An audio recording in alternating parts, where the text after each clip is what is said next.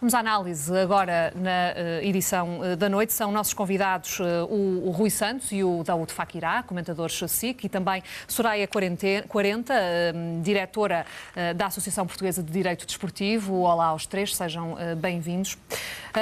Rui, deixa-me começar por ti, porque tu na terça-feira, no teu programa, o Tempo Extra, já colocavas uma questão bastante pertinente, que era a de que onde é que poderiam estar Benfica e Sporting a jogar na próxima época. Pode haver aqui matéria bastante relevante para se colocar já essa questão? Boa noite a todos. Eu penso que sim, e não apenas em relação a estes últimos indícios. Eu acho que a história do futebol em Portugal está cheia de episódios que configuram ilícitos, para mim, mais ou menos claros. E nesse sentido eu tenho defendido que já houve episódios graves para a credibilidade e integridade das competições há muitos anos, e portanto eu entendo que quer o Futebol Clube do Porto, quer o Sporting e quer o Benfica, já houve razões suficientes para qualquer uma destas equipas poder ter descido à segunda divisão, mas creio também que temos uma disciplina, uma justiça desportiva bastante permissiva e conservadora. Percebo que as dificuldades em termos de conseguir a prova não é fácil, quer dizer, não é fácil em termos da justiça, digamos, comum, e se calhar muito mais dificilmente em relação à justiça desportiva. Em todo o caso, eu creio que esta reportagem da SIC mostra bem o estado em que o futebol português está. Isto é, eu acho que há aqui um estado de indigência funcional e moral. Funcional no sentido em que as entidades competentes não têm capacidade de resposta para, face a todos estes indícios, poder colocar o futebol num plano de credibilidade, respeitabilidade que é necessário, em função até do impacto social que esta indústria tem. E, por outro lado, acho que há aqui uma indigência moral, porque percebe-se que muitos destes protagonistas são, digamos, movidos debaixo de uma clara falta de princípios éticos, e, nesse sentido, eu acho que o futebol português há muito que bateu no fundo e que é necessário medidas, enfim, medidas de impacto, medidas que deviam começar dentro daquilo que eu acho que é a organização do próprio futebol, uma federação mais ativa, uma liga muito mais ativa, e obviamente os seus órgãos disciplinares penso que têm que perder também um pouco do medo. Eu acho que o futebol... que se trata, é de medo nessas instâncias. Eu tenho esta convicção há muito tempo que é o medo que paralisa. Vamos lá ver, nós temos um futebol que é, aliás, no final da reportagem falava-se muito da questão dos três clubes e do efeito eucalipto que eles suscitam. E é uma verdade. Eu acho que tem que se criar em Portugal uma cultura diferente no sentido de se perceber que a maior parte das pessoas, e sobretudo as pessoas que têm capacidade para decidir, são pessoas muito naturalmente, em função de um país macrocéfalo, do ponto de vista futebolístico, muito naturalmente têm, digamos, uma ligação, nem que seja emocional, ao Benfica, ao Sporting e ao Porto. Eu acho que é preciso que o futebol em Portugal consiga arranjar pessoas que, no exercício das suas funções e, sobretudo, nestes órgãos decisórios, possam decidir fora daquilo que é a sua contaminação ou a sua paixão clubística. Ora, um país macrocéfalo, que é dominado pelos três grandes clubes e que depois tem uma competição que envolve muito mais outros clubes, esses outros clubes estão sempre dependentes das decisões que normalmente são suscitadas ou são pressionadas pelos grandes clubes em Portugal. E, portanto, isto acaba por subverter a própria integridade das competições, a própria indústria do futebol em Portugal. Porque, na verdade, e como se dizia, aliás, uma das pessoas ouvidas dizia exatamente isso. É preciso acordar para esta realidade de um futebol em que os três grandes secam tudo à volta. E eu acho que também é preciso começar a pensar nas condições em que as pessoas que tenham essa capacidade de decidir sejam pessoas que, descortinadas, com condições para poder decidir, independentemente das pressões que se fazem. Sara, já agora nesta intervenção só queria sublinhar porque evidentemente eu já sabia e conheço muito bem os protagonistas e conheço muito bem os clubes e as suas técnicas, as suas táticas. Eu queria sublinhar os méritos desta reportagem. É muito difícil em Portugal fazer jornalismo de investigação e relacionado ao futebol muito mais. Portanto, eu queria sublinhar os méritos desta reportagem. Evidentemente, nós gostaríamos de ver os jogadores de cara a dar, digamos, o seu testemunho. Mas percebe-se que não o façam, não é? E que tenham pedido essa proteção de identidade. Percebe-se que não o faça e, portanto, nós temos aqui duas coisas, só para fechar, muito, muito concretas. Temos, claramente, isto mostra que o jogo da mala existe. O jogo da mala existe e, portanto, desmistifica a questão. Sempre se falou no jogo da mala, hoje, ontem e há muito tempo. Mas esta reportagem desmistifica isso. O jogo da mala existe, ponto 1. Ponto 2, há intermediários que se movimentam no sentido de tentar corromper os jogadores de futebol. E, portanto, estas são duas conclusões que são fundamentais para nós percebermos como o futebol está realmente na lama e como, também em função dos valores que estão à volta do futebol, que os clubes estão organizados no sentido de tentar ganhar a qualquer preço. E esse é um problema do nosso futebol. Quando o nosso futebol sai do plano daquilo que deveria ser... Eu comecei a escrever com 15 anos de idade e comecei a acompanhar o futebol com 15 anos de idade. E entrei pela porta do futebol da formação. E acreditei sempre que o futebol, os méritos do futebol, deviam começar através do futebol da formação.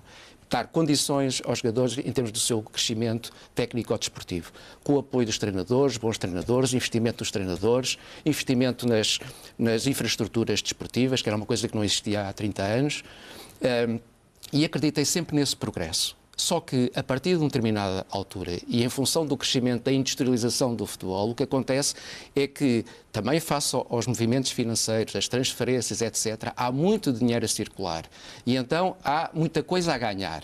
Um título de campeão dá muito dinheiro. A entrada na Champions dá muito dinheiro. E há muita gente parasitária a, digamos, sugar aquilo que o futebol tem para dar, de uma forma, alguns de uma forma limpa e profissional e outros, que eu acredito que são muitos, de uma forma parasitária e absolutamente ilegal. E pegando aqui nestas palavras do Rui Daúto, o Rui diz que esta reportagem vem mostrar claramente que o jogo da mala existe, que há intermediários, que há pressões.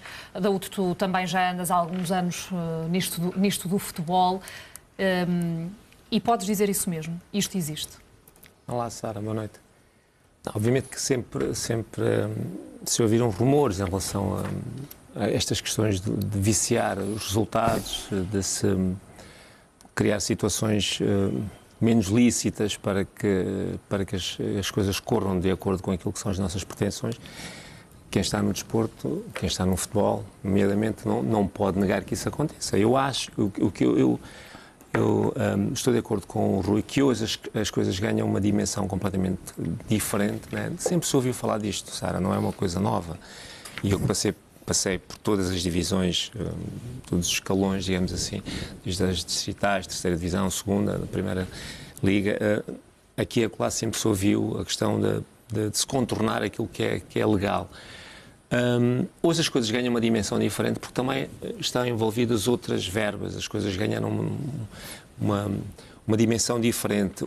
Hoje nós temos as redes sociais, hoje os mails ganharam uma dimensão completamente distinta e se calhar isto também criou condições para que as coisas viessem para fora. Não é? E que espero eu também, caso as coisas sejam tornadas, se comprovem, não é? Que não haja impunidade, como disse o Rui.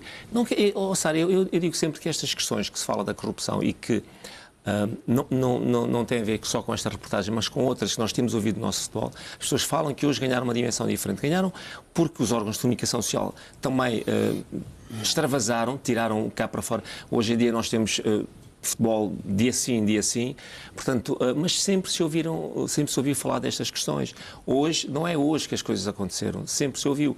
Agora, se realmente, repito, reitero aquilo que disse, se realmente se comprovar que as coisas aconteceram como se diz, e não é só este caso, outros casos, é importante que não haja impunidade, não é? É importante para lavar, porque, Sara, as coisas são muito diferentes hoje. Houve um incremento tremendo em termos de infraestruturas no nosso futebol. As coisas são muito melhores do que na década de 80, na década de 90.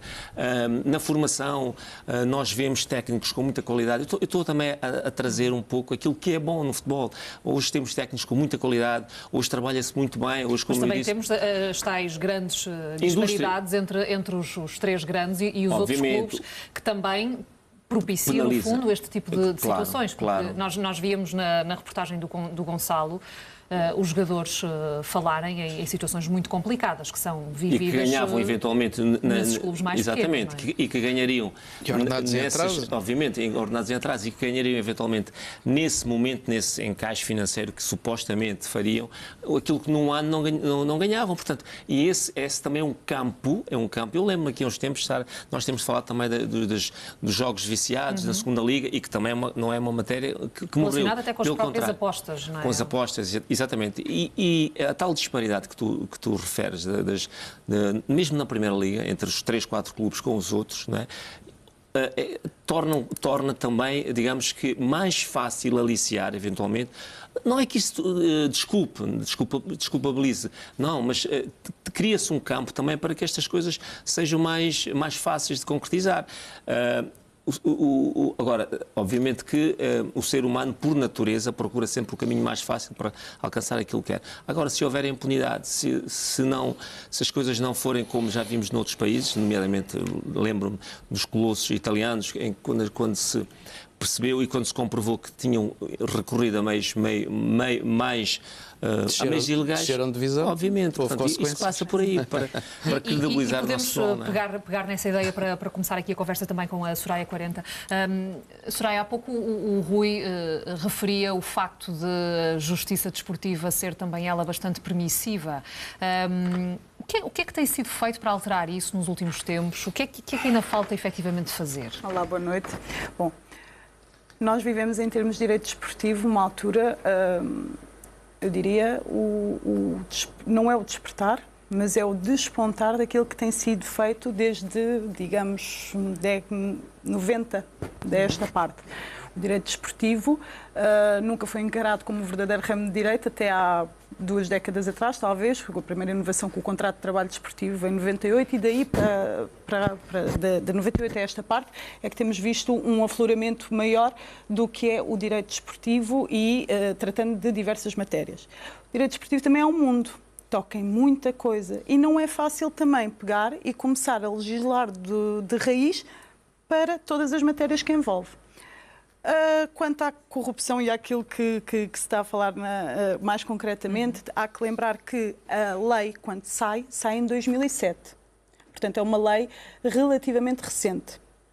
Já sofreu 2 alterações, uma em 2013, 2015, se não me engano, e agora a última é bastante recente, fez agora um ano, em 2017. E essas alterações foram no sentido de agravar, num sentido de agravar as molduras já existentes, as que foram criadas, noutro sentido, por exemplo, a última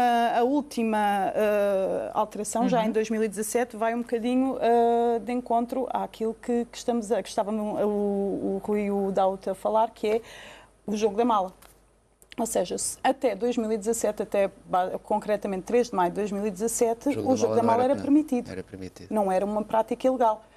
Portanto, pagar para ganhar. Pagar para ganhar, eles recebem exatamente para isso. Mas agora, isso quem é que pagava? Quem é que pagava? De onde é que saía o dinheiro? E de onde é que saía o dinheiro? Exatamente. Que isso é fundamental perceber. E aqui é que o Estado português tem um papel fundamental. Mas a questão é que exatamente por saber que essa prática existia, ou seja, eu não acho que tenha havido um reconhecimento agora dessa prática.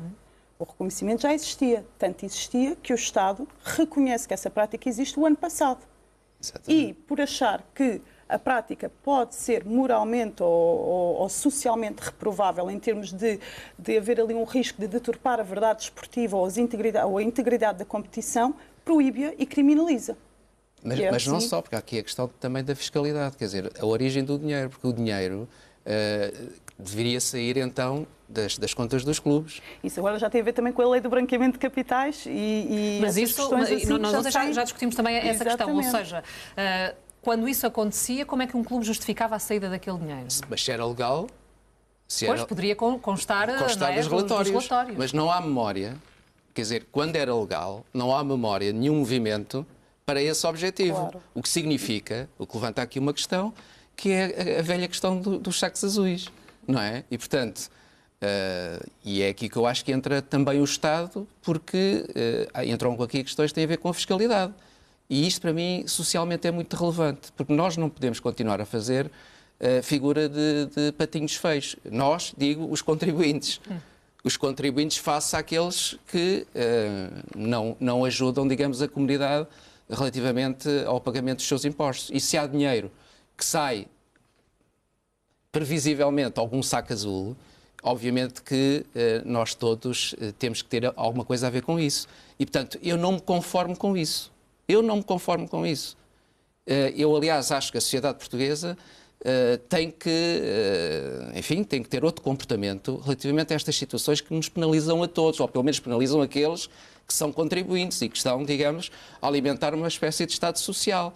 E, portanto, o que eu vejo é as pessoas muito conformadas com esta situação, é assim, tem que ser e ponto.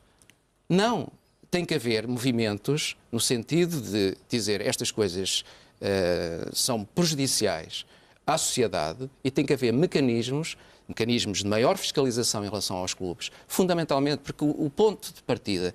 Eu estou a falar e às vezes posso dar a sensação que eu não sou anti-futebol, eu adoro futebol, quer dizer, a minha vida é futebol. Só que há desvios, entorces, perversões que têm a ver depois com a tal integridade das competições.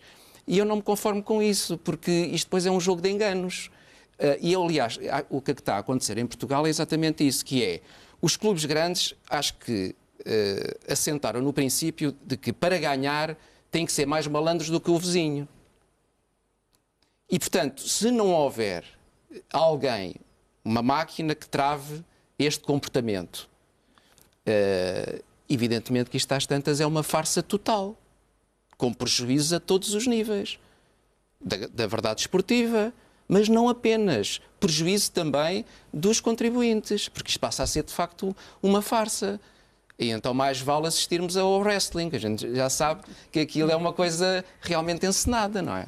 Soraya, voltando aqui ainda à questão da justiça desportiva, há que margem é que há para que essa justiça desportiva também possa ser, no fundo, mais apertada, que se aperte a malha a este tipo de situações? Está em previsão alguma coisa num futuro próximo que possa mudar isso? Na lei da corrupção, acho que muito dificilmente, tendo em conta que temos a última alteração há um ano. Agora, aqui eu costumo dizer que às vezes contra mim falo, porque eu sou advogada e acho que há um excesso de leis e um excesso legislativo muito grande. Eu, pessoalmente, não acho que a lei esteja mal. Eu não acho que a lei não esteja adequada. Eu acho que a lei está adequada, mas tal e qual como o Rui e o Daúde disseram, falta aplicá-la. O que tem a lacuna aqui hoje em dia não é na lei, é na aplicação da lei. A lei tem lá as medidas todas previstas, tanto a nível... E há que separar aqui os dois quadros, porque nós, quando falamos em corrupção no desporto e em medidas a aplicar, temos que falar sempre em duas dimensões, a penal e a disciplinar. E a penal é o Estado que pune a atitude de corrupção com penas de prisão, de multas e de proibição de contactos, de suspensão ou da atividade desportiva. Todas essas medidas já existem. E não existem desde 2017, existem desde 2007. Estamos a falar de 10 anos legislativos, aliás 11, em que nunca se viu uma aplicação efetiva daquilo que já existe. Portanto, logo aí falha. E não é a lei que falha. E depois também temos que ver o quadro disciplinar, tanto da Federação como da Liga. Está tudo lá previsto. Exatamente. Punições para dirigentes, para clubes, para jogadores. Demora ainda mais tempo, não é? Eu não tenho uma memória... Faz sentido que ela fique à espera muitas vezes da decisão Não, tem que ter efeitos práticos. da Justiça do Estado? Há um artigo no Regulamento Disciplinar que eu tenho citado muitas vezes nos meus comentários, que é o artigo que penaliza o abuso de influência. Sim. O abuso de influência dá descida de divisão. Sim. E, portanto, eu acho que aqui, quer dizer, a leitura dos regulamentos, eu acho que também há uma leitura política de quem, ou se calhar não há, ou se calhar não há. Não há se calhar leitura, não há. uma vez que os regulamentos, até para mim, em termos de sistematização e de especificidade, estão muito melhores até do que a própria lei estadual. Eles dividem-se entre penalizações para jogadores, para clubes, para dirigentes e prevêem descidas de divisões, perda de pontos, desclassificação, consoante o caso em que se trate. A lei do Estado é abstrata. Corrompeu, há aquele quadro de sanções. A lei disciplinar é muito específica. Não se vê a aplicação em lado nenhum. Mas por exemplo, esse artigo que penaliza o abuso de influência. Sim. Eu gostava de que alguém me explicasse quando é que esse artigo é acionado. O Porque nós problema temos tem a ver manifestamente situações de abuso de influência dos clubes. Mas há uma diferença, é que, por exemplo, já todo este quadro é muito difícil, a prova é muito difícil. Quando estamos na corrupção, ainda há dados, indícios, lá está, as movimentações de dinheiro, todas essas coisas podem ajudar a fundamentar um caso de corrupção como meio de prova. No abuso de influência e no tráfico de influência é mais difícil. Nós temos alguém a usar a influência pessoal, o poder de persuasão que tem, para que exerça algum tipo de influência ou que consiga obter algum tipo de alteração numa conduta alheia. Como provar que eu consegui convencer, através da minha influência, outrem ou uma entidade a fazer alguma coisa? A prova é quase diabólica. Portanto, fica muito difícil, apesar do quadro existir. E depois há outra coisa, é que no caso dos regulamentos da Liga, são os clubes que os aprovam. Exatamente. E, portanto, significa Os próprios patrões. Os próprios patrões estão a aprovar. Aprovarem-se a si próprios. A questão do endurecimento das penas, não é? Que eu acho que é uma coisa fundamental e há claramente aqui uma diferença, uma dicotomia clara entre aquilo que são os regulamentos da Liga Portuguesa, neste caso, e os regulamentos de outras ligas europeias. E mesmo da Federação. E mesmo da Federação. E há claramente, quando acontece qualquer coisa que tem a ver com, por exemplo, ofensas, injúrias às equipas de arbitragem, dos treinadores, etc., a Liga Inglesa, por exemplo, penaliza muito fortemente. Aqui as penas são muito reduzidas. Nós temos a cultura da multa. O problema é esse. Nós temos a cultura da multa. Quer dizer, para tudo o que se faz, aplica-se a multa. Mas mesmo assim, Soraya, o que o Júlio está a dizer é que as multas são irrisórias. E são irrisórias. E são irrisórias. Mas eu acho que hoje em dia a multa já não é penalizadora que chegue. Se não começar a haver exemplos de aplicação das outras penas que já estão previstas, volto a dizer, não há aqui nada para inovar. Não há. É só olhar para o que existe. Nunca vai haver um receio de continuar com este tipo de conduta. E eu não falo, porque eu também não sou apologista disso, de pegar num clube A, B ou C e usá-lo como exemplo. Eu acho que ninguém serve de exemplo para ninguém e não temos que andar aqui a servir de exemplo para os outros. Mas tem que se começar a aplicar de uma forma efetiva. Ora, se toda a gente sabe que não se deve matar porque é errado, não é só porque é criminalmente previsto, é porque é errado.